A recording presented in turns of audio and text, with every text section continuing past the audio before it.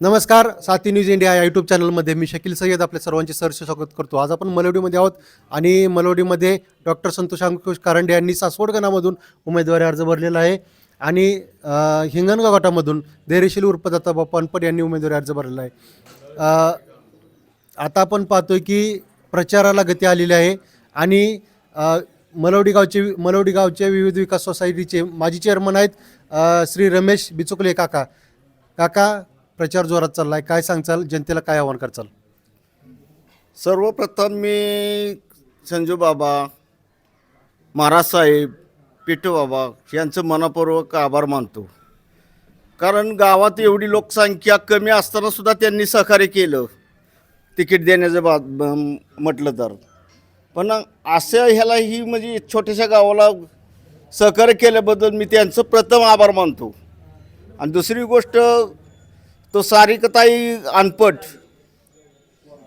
ह्यांचं व्यक्तिमत्व चांगलं आहे, त्यांचं कार्य बी चांगलं केलेलं आहे. त्यांना 100% लोक मतदान करतील.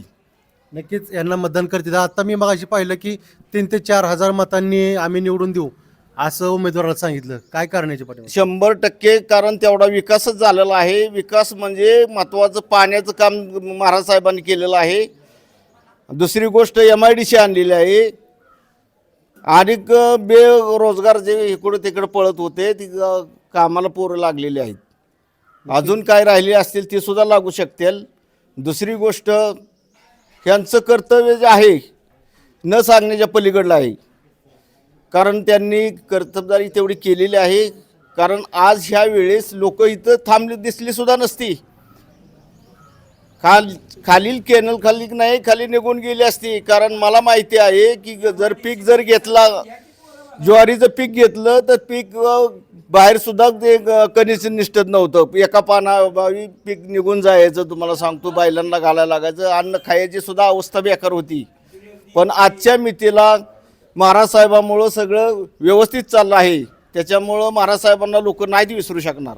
नक्कीच राज्यगटाच्या माध्यमातून अनेक कामं झालेली आहेत आणि याचा परिणाम मतदानावरती दिसेल असं वाटतं का तुम्हाला? मुळीच नाही. जे आहेत नाही, मतदान तसं होईल का? काम केले म्हणून तसं मतदान होईल का? मतदान 100%. 4,000च्या लीडनी दोन्ही सीटे संतोष कारंडे घ्या किंवा अनपट घ्या, 100% त्यांचा विजय हा निश्चित आहे. नक्की विजय निश्चित आहे. आता आपण पाहतो की नवख्या उमेदवाराला श्रीमंत रामराजे यांनी संधी दिलेली आहे.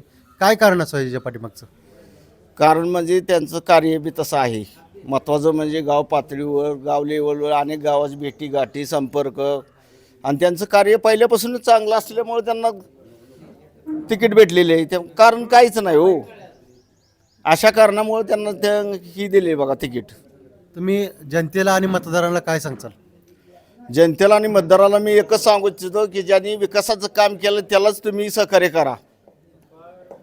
जेवढा विकास एवढाच फायदा आहे. पुढं भविष्यात तुम्हाला सांगतो अजून काही राहिलेली कामं ती सुद्धा होऊन जातील.